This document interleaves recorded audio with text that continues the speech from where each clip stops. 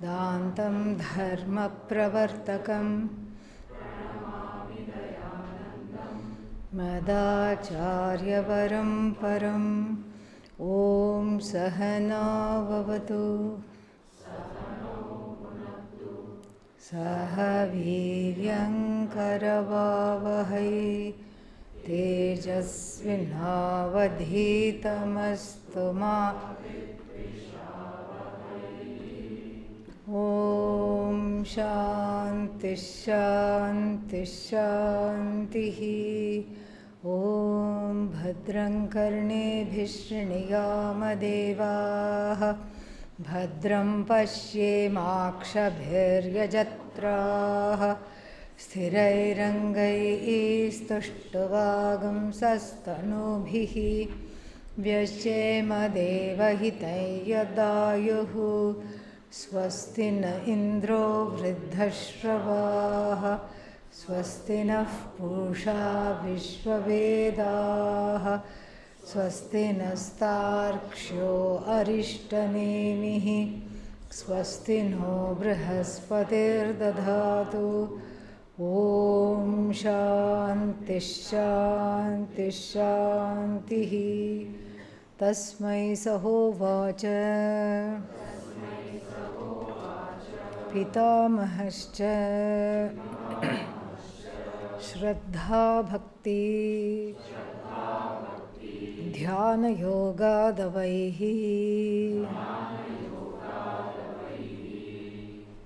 We covered a lot of ground yesterday and we saw some very intricate points about Shraddha. Just to summarize before we go forward, we saw how Shraddha can be of two kinds. What is the one kind of Shraddha? Blind faith. There is no questioning because the object or the topic of the faith is what? Non-verifiable. It's a belief that is non-verifiable, such as, what's an example of a non-verifiable belief? Swarga, very classic example, Swarga. So Swarga, and then things like if you do the yajna here, you will get a better life next time, Punarjanma, Swarga, and then even in this life, if you do something, you will get, if you make these yajnas, you will get rich. If you do some other yajnas, you will get a child. All these things, non-verifiable, we don't know how it happens. So that is one form of Shraddha, and this kind of Shraddha is directed to the first portion of the Veda called Karma Kanda. Karma portion, because with regard to the karma, these are all certain mantras, incantations, and then we have to have Shraddha because there is no other way. We will see that this somehow comes. One German scientist decided to test the Vedic rain ritual. The Vedic rain ritual is called Kariri. And he said, I am going to test it. So what is the best way to test the rain ritual? Go to the desert with some pandits. Go to the desert, somewhere outside of Jaisalmer in Rajasthan, where it's all just sandy and hot. And he went somewhere in June, which is the hottest time, and rain is never forecast in the history of that place ever, especially at that time.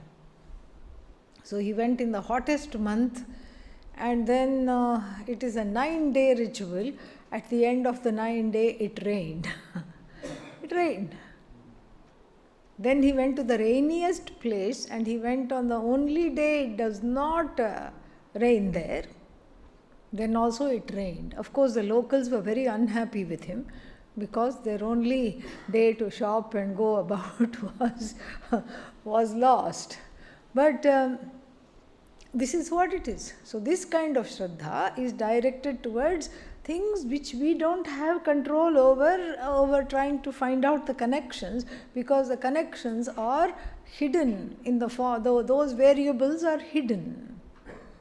Then the other kind of Shraddha directed towards the second part of the Veda, and what is that? Jnana Kanda. The Jnana Kanda is the praptasya praptihi. It's the gain of that which is already there. It's a discovery of that which is hidden from me in the form of self-ignorance, and therefore I have to have what? Self-knowledge. So here the Shraddha is different. The Shraddha is different because Atma is the only thing that can be taught completely. No other knowledge is complete. You think of any branch of knowledge, only partially you can communicate. And certain things cannot be communicated at all. What is sweet? Sweet taste. How will you describe? Let's say when we are getting closer and closer to the possibility of life in other planets and galaxies. And they are trying to communicate with us also according to some astronomers. Some pulsations, radio wave frequencies have been discovered. So let's say we make contact and they come here and you want to show them what is sweet. You invite them over for Bhandara at the ashram and you say, this is sweet. How will you describe sweet? Is there language? That's all you have to say. There is no other language. You can't do that. But Atma can be given in full. Why? Because it is you. And it is self-shining you. So therefore the Shraddha directed towards the knowledge. Because Veda needs Shraddha. Both the first portion and the second portion, they need Shraddha. But the Shraddha that is directed towards the second portion is more in the form of a trust pending understanding. This was the first point we saw yesterday. And then the second point we also saw yesterday, very important, is that the Shraddha is needed whenever there is a means of knowledge that we operate. With certain means of knowledges which are available to me and which I operate, it is very easy to have Shraddha. It's very easy to back my eyes, to back my ears. I heard it, I saw it with my own eyes, we can say. But then it is harder to do so. It is harder to cultivate Shraddha when the pramana comes from outside of me. You see the difference? So the pramana is being handled by the teacher. The pramana is in the form of the book handled by the teacher. And the book is not within me. The book is outside of me. And what about the teacher? The teacher is also outside of me. And the teacher has to come and tell me this.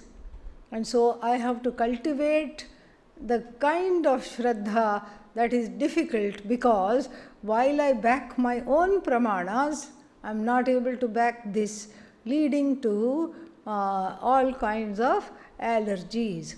Authority figure allergy, guru allergy, Vedanta allergy. All these things make for highlighting this quality of Shraddha, which is done here and in the Bhagavad Gita. And the third point, which we saw yesterday, is that the nature of the knowledge in the first portion and the second portion of the Veda is very, very different. In the first portion of the Veda, the knowledge does not question your wants, does not question your assumption that you are a wanting person, does not question your assumption that you lack many things, does not question your assumption that you are desiring all these things, does not question your assumption that when you get all these things you will feel better. For 5 minutes nonetheless, but doesn't matter, you will still feel better. These questions are not even an issue for the first portion of the Veda. These assumptions are not only not questioned, but they are ratified, validated. You as a wanting person is validated. You as incomplete is validated. You as a seeker, a constant seeker, is validated. You as someone who is having a sense of lack centered on the self is validated. Oh, but it's totally opposite, because the same things are questioned in the second half. You can ask, yes. But then, why does the Veda contradict itself? The Veda does not contradict itself. Then why does the Veda agree with you when you say, I am a wanting person? Why does the Veda agree? The Veda agrees because if the Veda did not agree, you will go away from the Veda. Why? Because the Jiva is not in a place to gain this knowledge. Even to give up something, which is what this knowledge is all about, giving up notions, giving up assumptions, even to give up, you should have something to give up. If you don't have, what will you give up? It's important, even before coming to this knowledge, to have pursued a few desires, to have been out and about in the world, to have a relative sense of fulfillment and disappointment. Both are there in this world. And then from that place to say, okay, I give up this disappointment, I give up all these things which lead to disappointment. Even to understand that, I should have had a few experiences. And the Veda ratifies the sense, all the notions that one has about oneself, the incompleteness, the want, the desires, because the Veda wants to slowly help you train your mind. The first portion of the Veda wants you to to discipline the mind and put you on a diet of prayer. What's for breakfast? Yajna. What's for lunch? Puja. What's for dinner? Rudram. Okay? Not Rudra Cafe. That's why I said Rudram. Okay? So, this is what. So, one learns two things from the first portion of the Veda because of one's Shraddha. One is blessed with two things in the first portion of the Veda. What are those two things? First, I understand that the desires are not wrong. Second, I learn to discipline the mind, discipline the heart, and convert the desires into a form of prayer for fulfillment. I learn to do my duty. I learn to be accountable. I learn to be responsible for my actions. I learn, in other words, I learn to be dharmic. And this diet of dharma and prayer makes for the person to be emotionally mature, to be able to even tackle the question, are my assumptions about myself, about the Jagat, about Ishvara correct? So it's a slow progression, it is not at all in contradiction. One is for emotional maturity, the other portion of the Veda is the fruit of emotional maturity, knowing that I am not separate from anything and anybody at any time. The gift of oneness comes only after the mind has calmed down. Otherwise, what oneness? One is fighting with oneself all the time. You don't even need two people. One mind is enough to have a fight with. And then again we also saw that one more thing. And what is that last thing we saw yesterday? That the first portion of the Veda not only does not question your assumptions about being a wanting, desiring person, being a seeker, it also does not question your status of the knower, doer and experiencer. Pramata, and how do you say doer in Sanskrit? Karta, experiencer, Bhokta. Pramata, Karta, Bhokta are kept intact in the first portion of the Veda. They are not questioned. That I am a Pramata is not questioned. That I want to know many things is not questioned. In fact, all the topics of iti kartavyata, how to do this ritual, what to do, all these things are just for the Pramata. And then the karta is not questioned, because in fact, because the karta is there, then only the karma can take place. How will the karma take place? Who, if there is no karta, who will do the yajna? You can't bring some ghosts to do the yajna. Somebody has to say, I am the one to whom aham idam karishye. Mama upatta durita kshayadvara aham idam karishye. This is the sankalpa. Mama upatta, earned by me. Durita, all the papas that have been earned by me in this and other lives, I pray for this puja to be the portal for them to go. Durita kshayadvara, this is the portal for them to go. Therefore, aham idam, this puja, whatever it is, this karma, karishye. Karishye, I do, I will do. That means what? I am about to become karta. Aham idam karishye. And then aham is there, I is there, I is equal to karta is there, mama. So my is there. Mama means my karma, and to get rid of my karma, I am going to become a doer. And why do I become doer? To become a bhokta. Bhogaya karma. Nobody is interested in karma. Nobody is interested in action. Why is anybody interested in action? Action is for what? Result of action. Nobody is interested in action for action's sake. That would be foolish. Somebody is cooking breakfast. You say, oh, this smells delicious. You're having people over for breakfast? No, I'm just cooking. Oh, you're planning to eat it? No, I'm not going to eat it. What are you going to do after breakfast? After you finish cooking? I'm going to start cooking lunch. Nobody does that.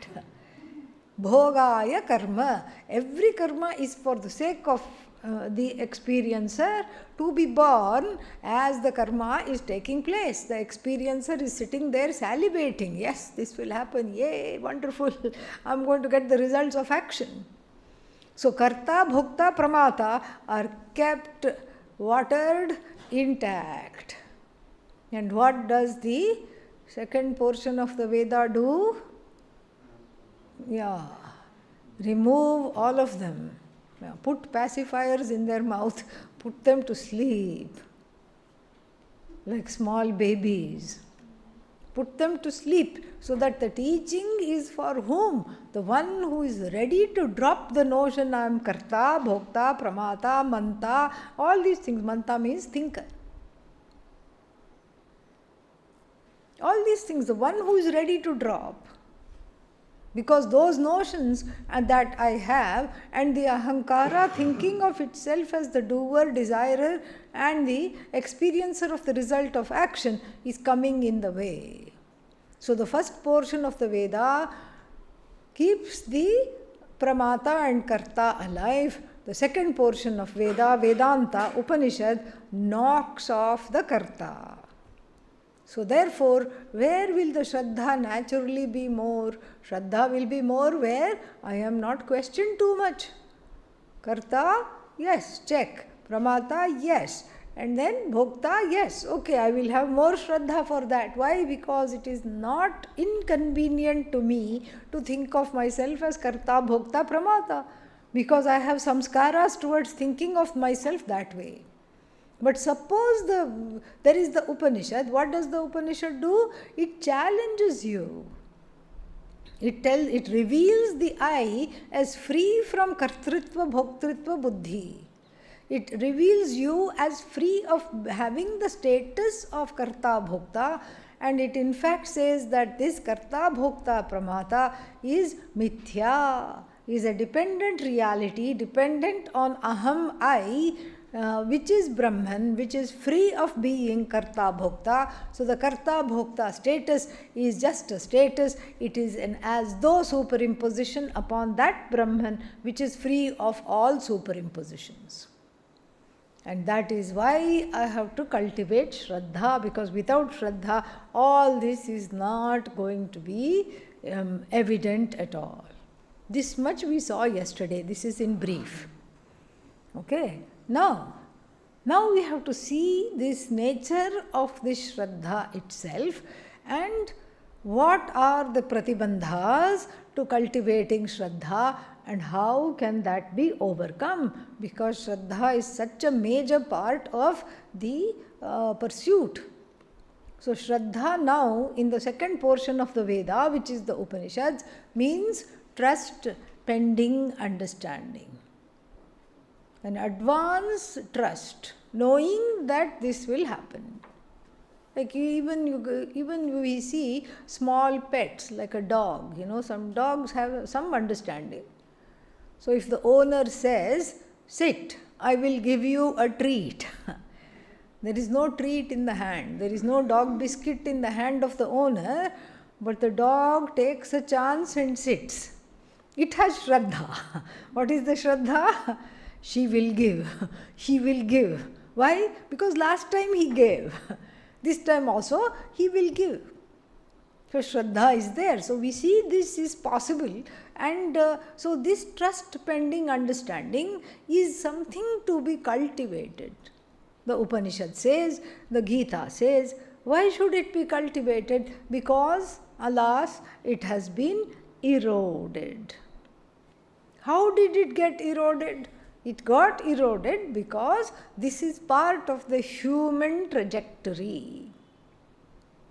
Child is born utterly helpless, totally helpless. Doesn't know how to say, I want milk. Doesn't know how to say, please stop talking, I need some peace and quiet. Don't make all these baby noises. Actually, I detest them. Stop. It doesn't know how to say that. My stomach is hurting. I don't know what you're doing, but please help me. It doesn't know how to say that. It doesn't know how to say, this visitor who has come to the house is very annoying and creepy. I don't want to go to him. I don't want to go to her. I don't want to sit in this person's lap. It doesn't know how to say that.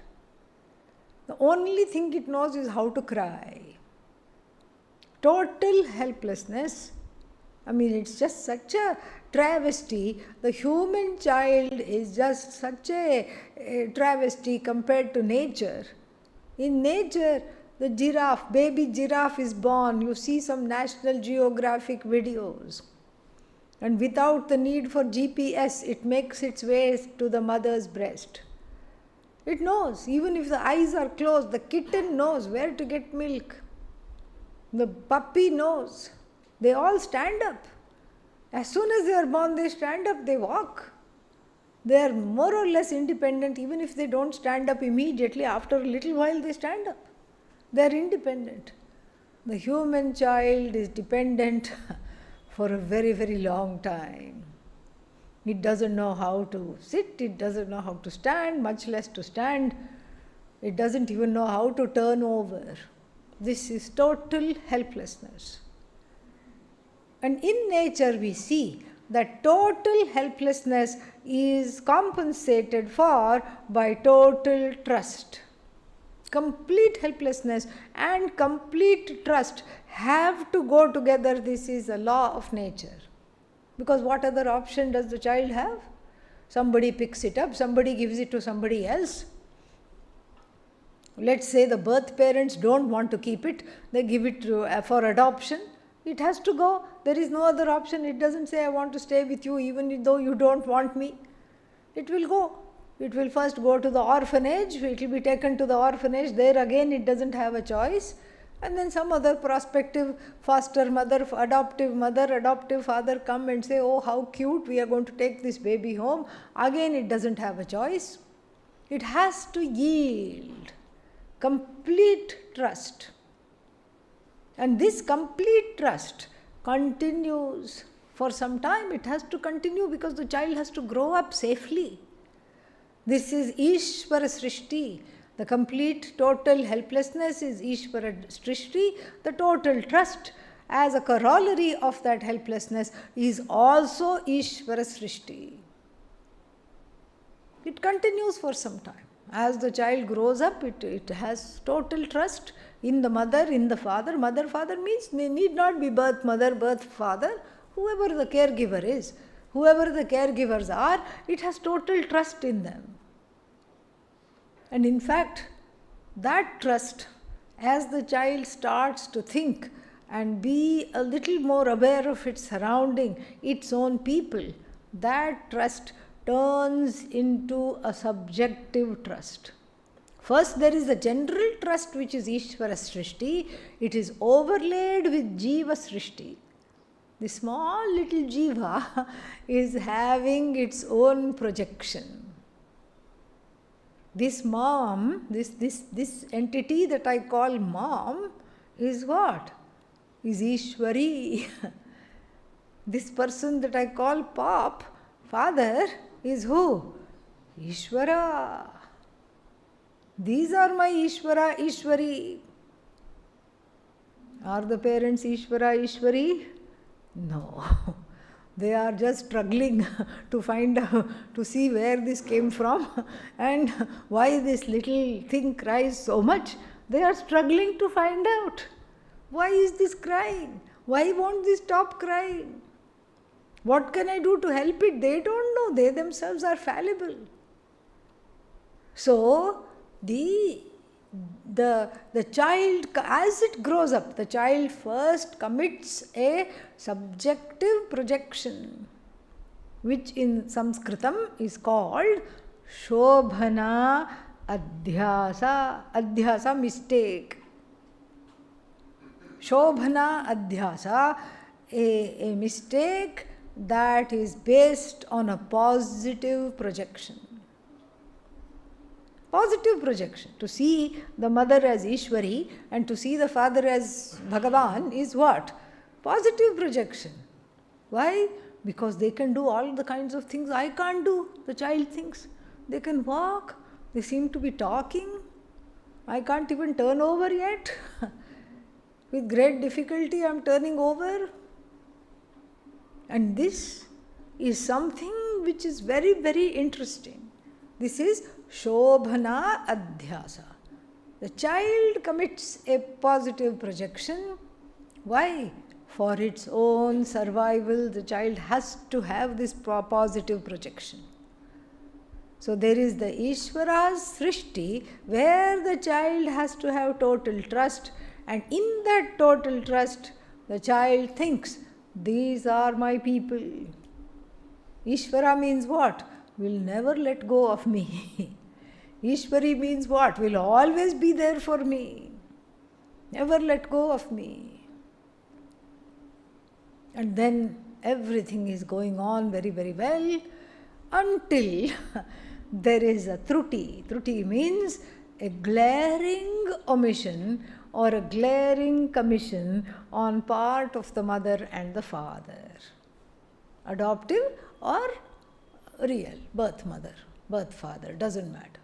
Whoever are the caregivers, there is a glaring omission. It happens in everybody's life. There was a person who was a student of mine, and he just kept having all the time these chronic headaches. And he said, I don't know what to do. I have tried everything. So I said, have you tried Ayurveda? No. So I gave him the address of a person who is an Ayurvedic doctor, highly skilled. He went to the doctor touched the pulse and said, were you dropped as a child? Literally dropped. And this 70-year-old man sitting in front of the doctor burst into tears, because it was in fact true that when he was 9 months old and the young mother was coming down the stairs of the house to answer the doorbell, slipped. The child slipped from the hands, went down the stairs, boing, boing, boing, boing, crash. Nothing happened. He was fine. He was crying his head off. And then they comforted him, gave him something sweet to eat and everything, checked him out at the hospital. They said nothing wrong, no concussion, no internal bleeding, it was okay. And the child grew up normally, became an engineer and held very important jobs, except for this nagging headache which used to come. It was a psychological headache from the 9-month-old experience. And the upaya, the parihara, the remedy was to just take 10 drops of some medicated oil the doctor gave and put it on for a month. The headaches left completely. 1 month, just put 10 drops of oil here. That's all. And so that shows, especially in Ayurveda, ancient Chinese medicine, etc., we see that the confluence of the head and the heart and the psychological and physiological connection. And so here, what happens? After a while, this positive projection has to break because it is not in keeping with the reality. The Shobhana Adhyasa has to break. That is also part of Ishvara Srishti. The child says, wait a minute, what's going on? I thought they were gods. I thought mother was God. Now what is she? Odd. G silent. That's all. She's not God. She's at best, she's odd. I don't understand what she's doing. Why is she doing this? As the child develops, it sees the error of this projection. And then what? Not only does it drop the projection, the old projection is dropped in the wake of a new projection. What is that called? Ashobhana Adhyasa, negative projection, where the primary caregiver turns into primary scaregiver. Ooh, these people are scary. Ooh, these people are terrible. I can't trust them. They dropped me down the stairs. How can I trust them? They did this, they said that. The mother is present but inconsistent. Father is distance. Father is farther and farther. There should have been an R in his name. Not father, but farther and farther. And what about mother? There should have been a S in front of the name. Smother. Doesn't leave me alone even for a second. Or the M should be taken away. What is there? Other. She is not mother at all. She is other. I don't know who she is. This is all negative projection. Where is the reality? In between, nestled in between the positive projection and the negative projection. That is the reality, which the child growing up is unable to see. The positive projection cannot be sustained. It has to be dropped. But it is only dropped in the wake of forming a negative projection. They are not Ishvara. They are not Ishvari. Come on.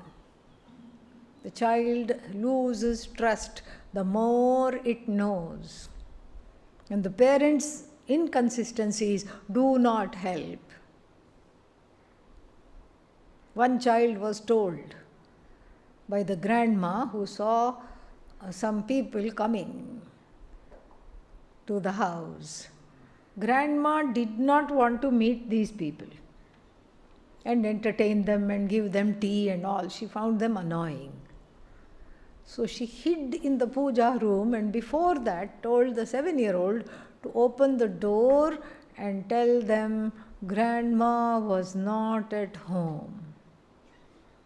The highly obedient child opened the door and they said, "Hi, how are you? Where's grandma?" "She told me to tell you she ain't home." "Where is she?" "She's hiding in the puja room." And of course the sheepish grandma had to come out and apologize. And not only that, after that the child gets, after the visitors leave, the child gets a bashing. Why did you do this? Why did you do that? And the child is like, what? You only told me to speak the truth always. Satyam vada, dharmam chara. What's your problem now? The stories like this abound. Another child, 4 years old, was wanted to have the pakodas made for the guest. And the mother said, "Wait, After the guests leave, you can have the pakodas. And then the guest came, and then as the guests were sitting and talking, the child gets impatient. And the child goes to the guest, when are you leaving? Please tell me, when are you leaving? Are you going now? How come you haven't yet gone? Children are just, they are spontaneous and uninterfered by the parents. They are truthful. It is we who tell the child, you have to lie in this kind of a situation and you have to tell the truth in this kind of a situation. The child cannot compute this. I have to be truthful always to the mother and the father, but then I can lie on behalf of the mother and the father everywhere else. How does that make sense? It doesn't. So the child has a fall from trust.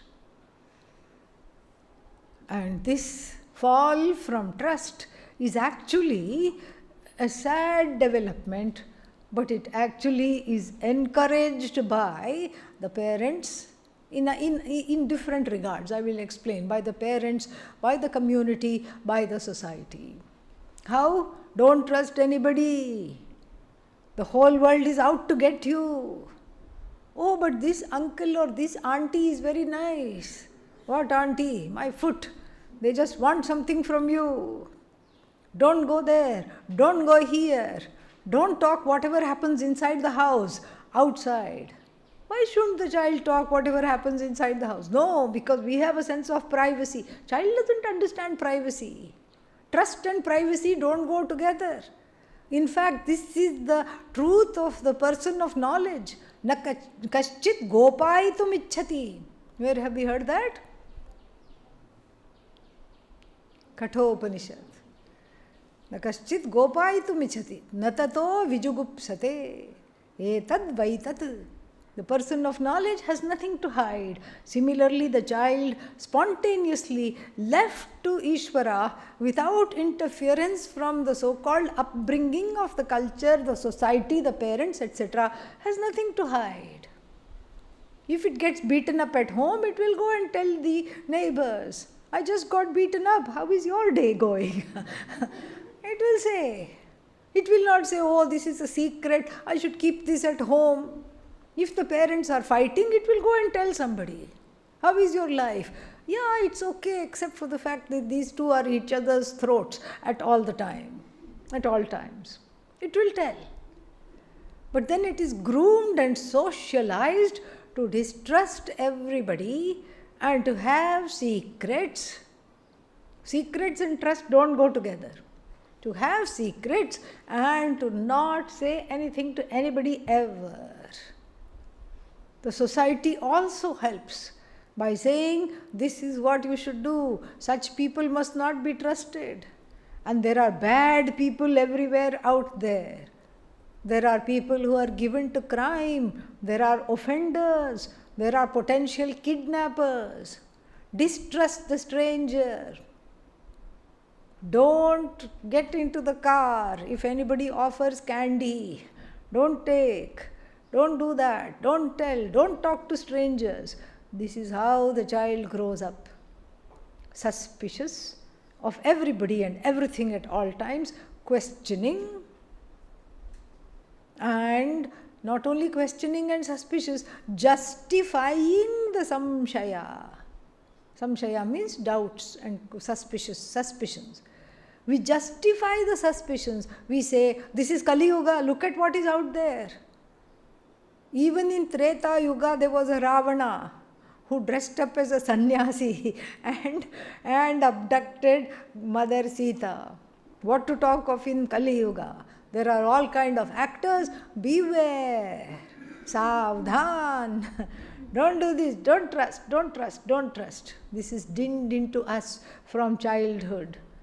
And we grow up proudly having no shraddha for anything. No shraddha for anybody.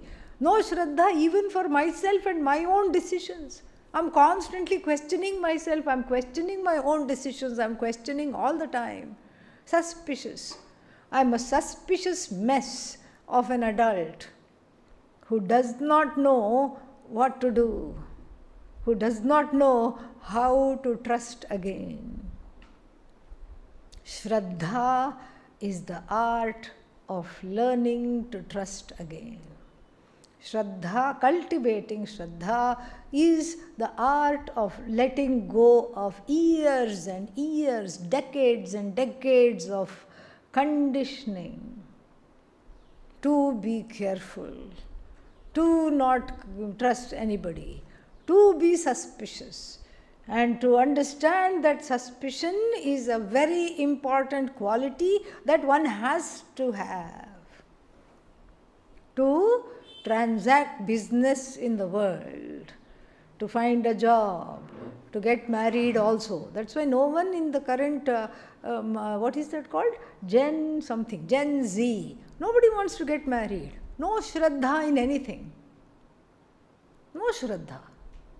How are you going to find somebody compatible even to get married? Not possible. At least in the previous days, we used to have horoscope matching. The horoscopes used to date in the astrologer's house. They used to spend some time together to get to know each other. Horoscope is just Bhagavan. We used to trust Bhagavan. Every planet is Bhagavan. The aspects are Bhagavan. Guru, Shani, Shukra, all of them are Bhagavan. And so, trusting Bhagavan, the marriage used to be done. Now what is there? Computer. So the computer chooses for you. Who is this person for whom the computer chooses? The one who says, I don't believe in arranged marriage, but I will happily let the computer arrange for me. Based on what? Ragadveshas. How long ragadveshas last? By the time I say how long ragadveshas last, they have already morphed, transformed. This is our problem. And so we can't trust. We can't trust anybody, let alone Bhagavan. We can't even trust ourselves. Shraddha is rediscovering the trust that was eroded in childhood. And that erosion, which was justified through various notions and various assumptions, all that has to be dropped. In the wake of the understanding, Shraddhavan labhate jnanam. Upon this Shraddha lies, upon the cultivation of Shraddha lies the gain of this understanding of myself as free. So the distrustful person learns to trust again. This is Shraddha. How do we go about this? How to even start? Where to begin? I am a distrustful person, okay, I understand. How to begin trust? When all I want to do when I see another person is back away or frowningly look at them, scowl at them. How to begin trust? And for that, what we say, what Pujya Swamiji said so well, we have to settle accounts with Ishvara. Very lovely term. Settle accounts with Ishvara. Settle accounts means we know. Whatever is there, give and take, you have it out. You can have it out with your parents and tell them you were lousy parents. You can tell them and you can tell them the reason why. You can have it out with brothers and sisters, sibling. You can have it out and try to settle account with your friends. But that's not enough. Because with each person, if you keep doing this, there is no end. You will never develop trust again and you will never be ready or qualified for the knowledge. So therefore, I have to go to the source of the Jagat. I can't settle accounts with each and every person in the Jagat. Too time consuming and too,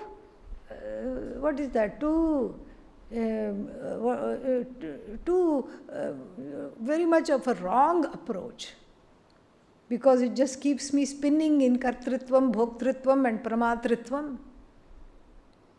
What is the right approach is to go to the source of the universe, settle accounts with Bhagavan. And this brings us to the next thing that is written here. What is the next one? Shraddha Bhakti.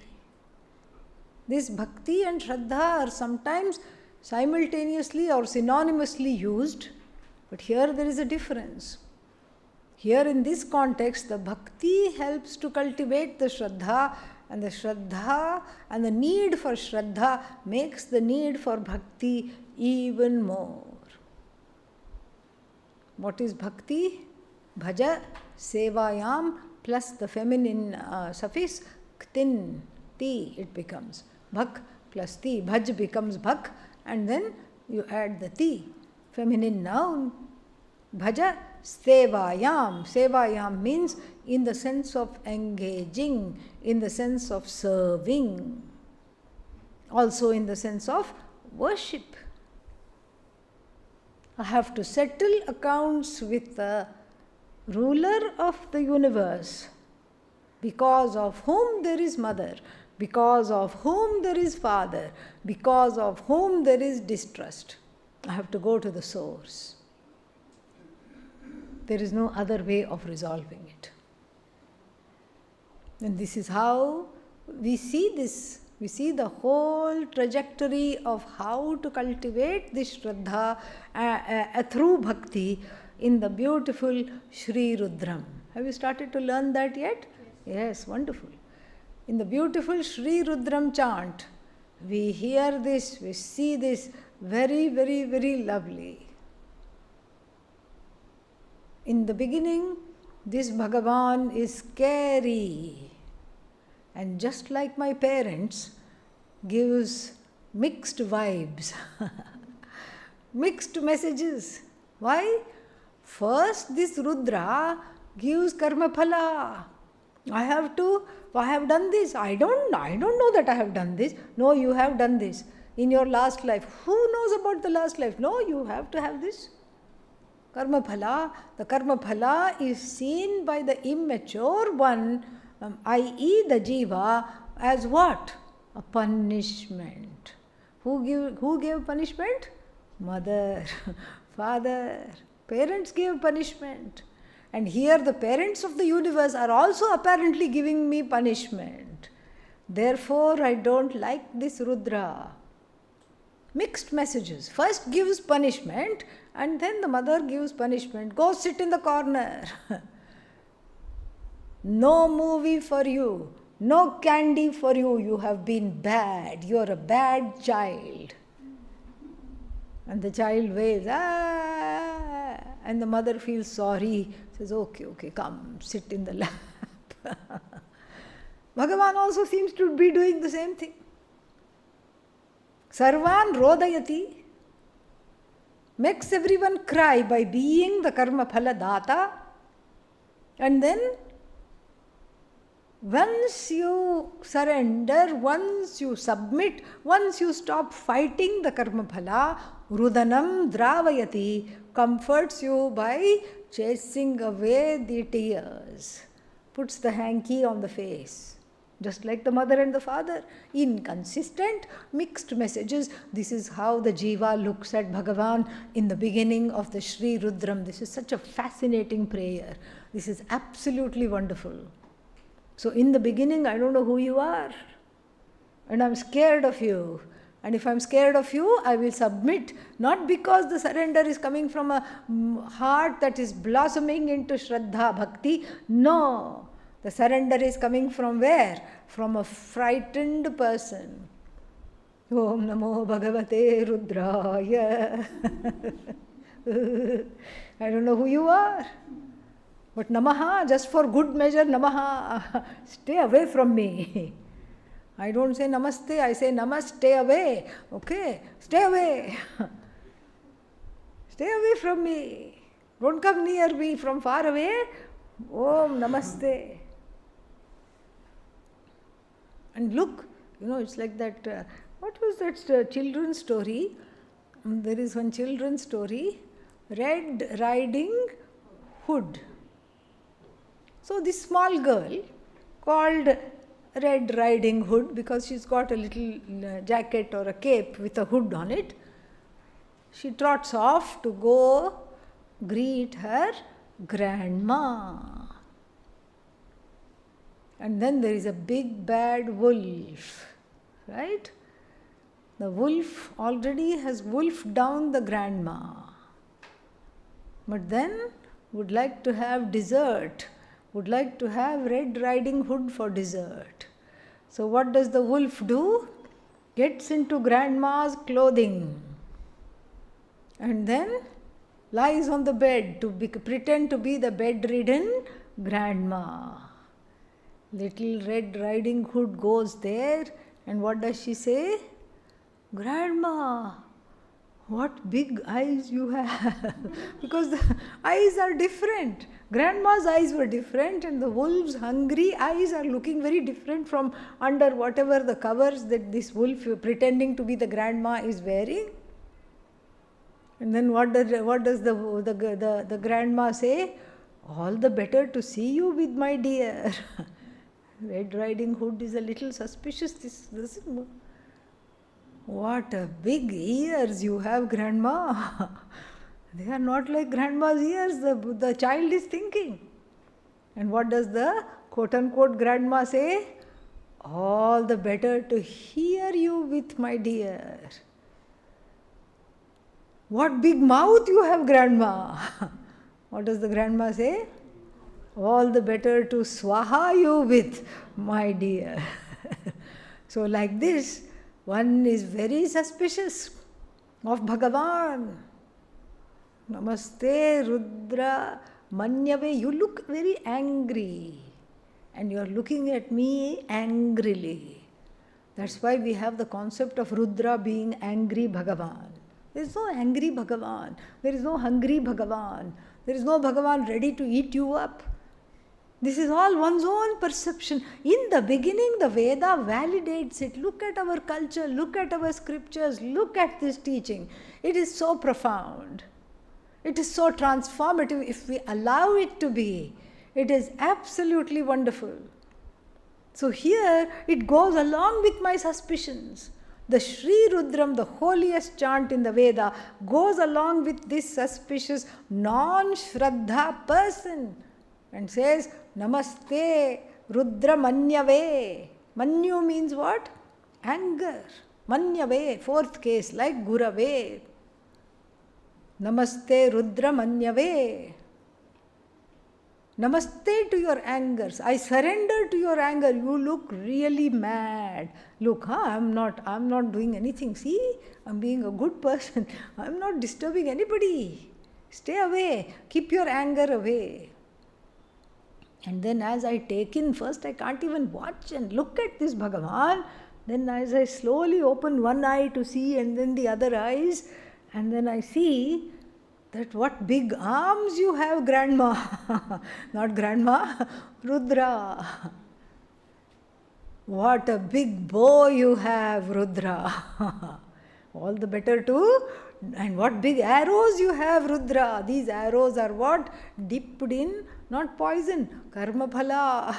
My own karma phala dipped arrows, karma phala tipped arrows. These arrows look dangerous. Oh, grandma, Rudra. Namaste Rudra Manyave. Utota Ishave Namaha.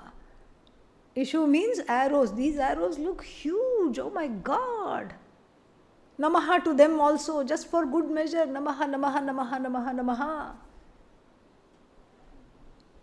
Namaste Astu Dhanvane. For the wielder of this bow, you are holding this bow. Namaha, you look very threatening right now. You don't look like the Bhagavan I want to see. Much less the Bhagavan I want to be. This is a terrible darshan. Why is it a terrible darshan? Is Rudra terrible? No. The scales of my Ashobhana Adhyasa makes Bhagavan a scary fellow. My own authority issues, my own discomfort with the local parents makes me project onto Bhagavan my wrong understanding, my Ashobhana Adhyasa. my wrong projections, as Bhagavan being either irrelevant to me or unforgiving towards me, given to punishment, given to all kinds of problems. This is the Bhagavan that I first confront. So Namaha to all these things. What big arms you have, O Rudra! Namaste Bahubhyam te Namaha. To these big arms, looks like you have been going to the gym, looks like you've been working out. Namaha, Namaha, Namaha.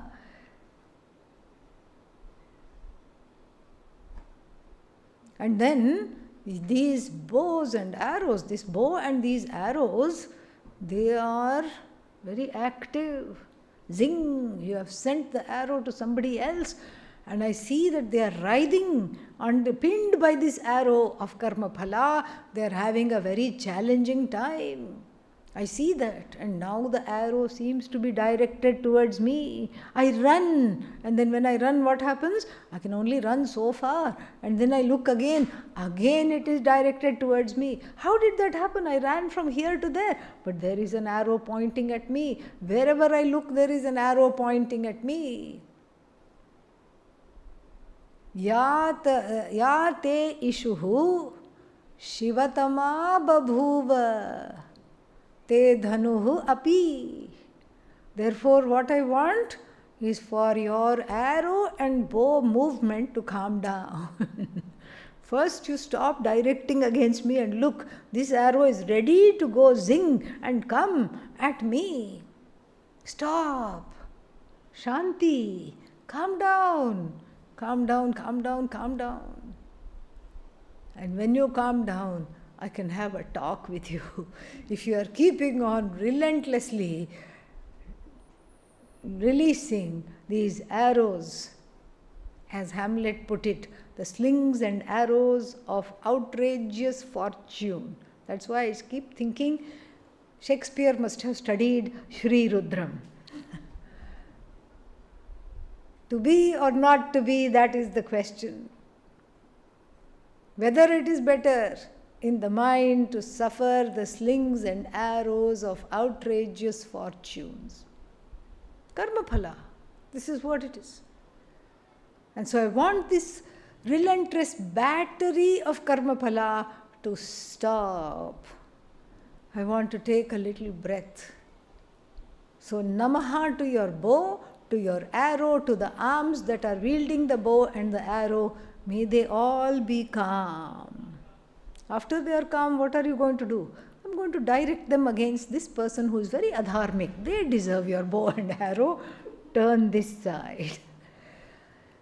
Om Purnamadav Purnamidam Purnat Purnamudachyate Purnasya Purnamadaya Purnamevavashishyate. Om Shanti Shanti Shanti Harihi Om.